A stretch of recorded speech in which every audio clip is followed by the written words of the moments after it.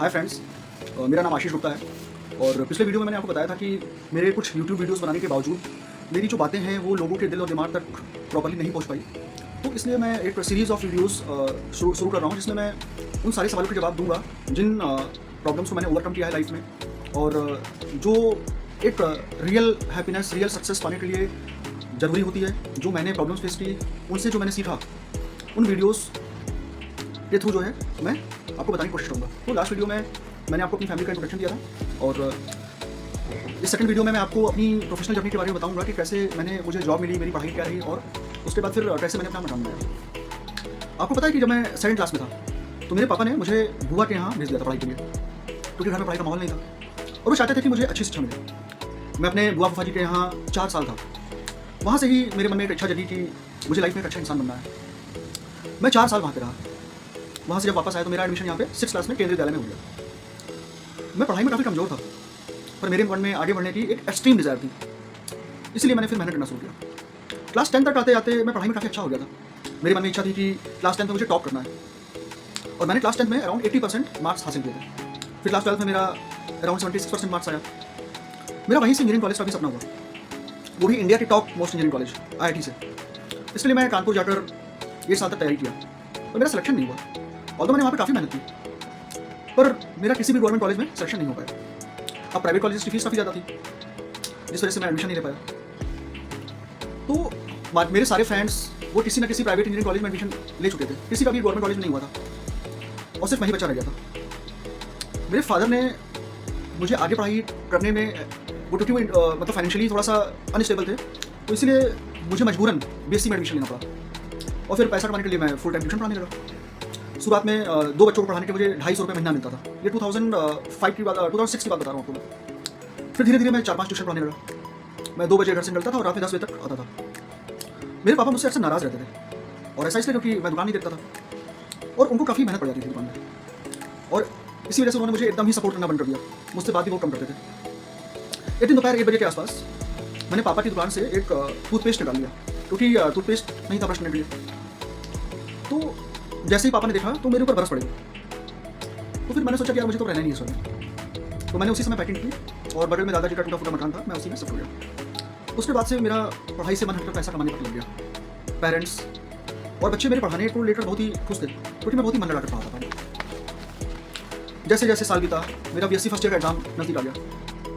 अब साल भर तो मैं कॉलेज गया नहीं था एंड मैंने इजी नोट्स लेकर पढ़ाई किया। फिजिक्स केमिस्ट्री का पेपर तो मैंने किसी तरह से निकाल लिया मगर मैथ्स के पेपर में मैं फेल हो गया। जहाँ पर मेरे हाई स्कूल में, इंटर में 92% मार्क्स मैथ्स में, 87% मार्क्स फिजिक्स में आते थे, इस बार मैं मैथ्स में फेल हो गया। उससे मैं बहुत दुखी हुआ। मेरे पास 2 मंथ्स का टाइम था बैक एग्जाम की प्रिपरेशन के लिए। मैंने फिर से जी तोड़ मेहनत की और काफ़ी अच्छे मार्क्स से पास हुआ। अब मेरा BSc सेकंड ईयर में एडमिशन हो चुका था। इस बार भी मैं साल भर ट्यूशन पढ़ाता रहा पर मेरा मन नहीं लग रहा था क्योंकि ना तो मेरे मन मुताबिक मुझे पैसे मिल पा रहे थे और ना ही मेरा कैरियर कहीं सेट हो पा रहा था। फिर आया 2006 का महीना, 2006 का साल। 6 फरवरी 2006 को मेरे फूफा जी के बड़े बेटे की शादी थी तो मैं उनसे मिलने गया था। लगभग मेरे घर से 50 किलोमीटर दूर था। जिस दिन बारात जानी थी उसी दिन मैं सुबह सुबह वहाँ से वापस आ गया और मैंने एक डिसीजन ले लिया था कि अब मैं पढ़ाई छोड़ दूंगा और मैं पैसा कमाऊंगा और मैं लखनऊ जाऊँगा। तो 9 फरवरी को मैं फैजाबाद से लखनऊ आ गया। फिर वहाँ पे मैंने ट्यूशन ब्यूरो ज्वाइन किया, मैंने ट्यूशन पढ़ाना स्टार्ट किया और उसी महीने से 24 फरवरी से मेरा BSc सेकंड ईयर का एग्जाम भी चालू था। तो पहले मेरे मन में आया कि मैं BSc का एग्जाम नहीं दूंगा बट फिर बाद में मेरे मन में आया कि जब एडमिशन हुआ ही है तो क्यों ना दे दिया जाए। तो फिर मैंने वहाँ से अप डाउन करके BSc सेकंड ईयर के भी एडमिशन दिए, एग्जाम्स दिए। तो मेरा एक फ्रेंड जो है वहाँ पे रहता था लखनऊ में, तो उसी ने मुझे रूम भी दिला दिया था वहाँ पर। तो वहाँ पर मैं 10th 11th 12th TET MBA के बच्चों को पढ़ाने लगा। यहाँ पे मुझे अच्छे पैसे मिले थे, लगभग 5,000 रुपये महीना मुझे मिल रहा था। और जब मुझे पहली बार पैसा आया तो मेरे अंदर का जो कॉन्फिडेंस लेवल था वो काफ़ी ज़्यादा हाई हो गया क्योंकि लाइफ में पहली बार ऐसा था कि मैं अपनी मेहनत के बल पर अपना खाना खर्चा और अपना स्टे सब कुछ खुद अरेंज कर रहा था, वो भी 12th क्लास के जस्ट 2 साल के अंदर ही। तो ये मेरे लिए काफ़ी एनर्जी बूस्टर था और मेरा कॉन्फिडेंस लेवल काफ़ी ज़्यादा हाई हो गया था। अब मेरा वहाँ रूटीन क्या था, मैं घर से 2:30 बजे निकलता था और रात में 12 बजे के आसपास मैं घर वापस आता था। उसके बाद फिर खाना बनाता था और उसके बाद फिर मैं सोता नहीं था क्योंकि 5:30 बजे मेरा दूसरा ट्यूशन था जिसमें मुझे फिजिक्स और केमिस्ट्री पढ़ानी थी। 12th क्लास की बच्ची थी उसको। फिर मैं घर पे 7:30 बजे आता था और 7:30 बजे से लेकर लगभग 8 बजे तक मैं सोता था, 1-1:30 बजे तक। तो ये भी एक स्ट्रगल का फेज रहा है जिसमें मैंने इतनी ज़्यादा स्ट्रगल की है लाइफ में कि ऐसा भी दिन आया कि मुझे रात में मतलब सोना भी नहीं पड़ा। ऐसा अराउंड 2 महीना चला था। तो बट ये जो स्ट्रगल टाइम था इससे मैं काफ़ी ज़्यादा, मेरा जो कॉन्फिडेंस लेवल था काफ़ी ज़्यादा हाई हुआ। तो तो मेरे मन में ये था कि मुझे लाइफ में कुछ ना कुछ करके ही दिखाना है अब। इसी तरह से फिर मैं 6 महीने अराउंड लखनऊ में था और 6 महीने बाद फिर मैं घर वापस आ गया और इस बार फिर से मैं ट्यूशन पढ़ाने लगा और BSc थर्ड ईयर की प्रिपरेशन करने लगा। अब 19 मई 2008 की बात है, मैंने 2 दिन पहले ही BSc थर्ड ईयर का एग्जाम दिया था, मेरे प्रैक्टिकल एग्जाम अभी बाकी थे। तो पेपर में वैकेंसी निकली कि एक पुणे बेस्ड फार्मा कंपनी है, मुझे उसमें एज अ बिजनेस सब्स्टिट्यूट की जॉब मिल रही है। तो पैसे की दिक्कत को देखते हुए जो मेरा कोचिंग खोलने का सपना था वो चूर हो गया। मैंने सोचा यार कि पहले मैं पैसा देखूँ कि मैं अपना करियर देखूँ, तो मैंने जो है जॉब नहीं स्विच कर ली, मैंने करियर स्विच कर लिया।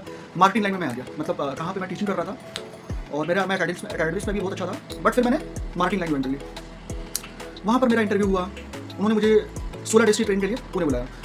मेरे पास टाइम नहीं थी, तो मुझे ट्यूशन पढ़ाने वाले बच्चे के मदर से टाइम बांटनी पड़ी। वहाँ जाकर मेरी लाइफ टोटली चेंज होने वाली थी।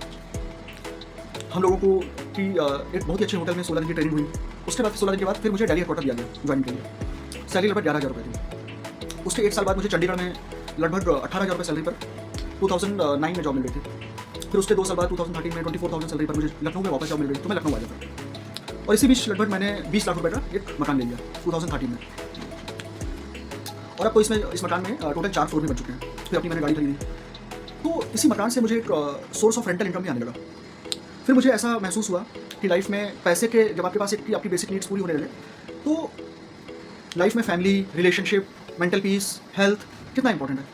मैंने इन सब चीज़ों पर फोकस करना शुरू किया और फिर मुझे रियलाइज़ हुआ कि अगर आपके पास इन सब चीज़ों के लिए टाइम है, आपके लिए हेल्थ आपकी फर्स्ट प्रायोरिटी है, जिसको हम लाइफ टाइम इग्नोर करते रहते हैं चंद रुपए अपनी तिजोरी में और जोड़ने के लिए, तो मुझे ये ज़्यादा पैसा कमाने का आइडिया जो है बहुत ही बकवास लगा। मुझे लगा कि ज़्यादा पैसा कमाने से अच्छा है आप पैसा कम कमाओ, पर आपकी लाइफ बहुत ही बैलेंस होनी चाहिए।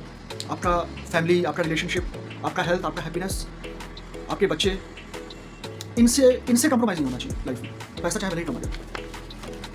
तो ज़्यादा पैसा कमाने का जो आइडिया है मुझे बहुत ही पॉइंटलेस लगा।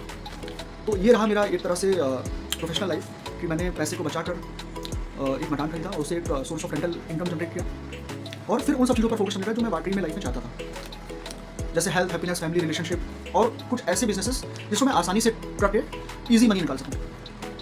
तो आज के लिए सिर्फ इतना ही। और अब जो तीसरी वीडियो आएगी उसमें मैं अपनी मैरिड लाइफ के बारे में बताऊँगा। मैरिड लाइफ में जो तूफान आया और उससे मेरी लाइफ में क्या क्या चेंजेस हुए उसके बारे में बताऊँगा। तो till then bye bye, take care.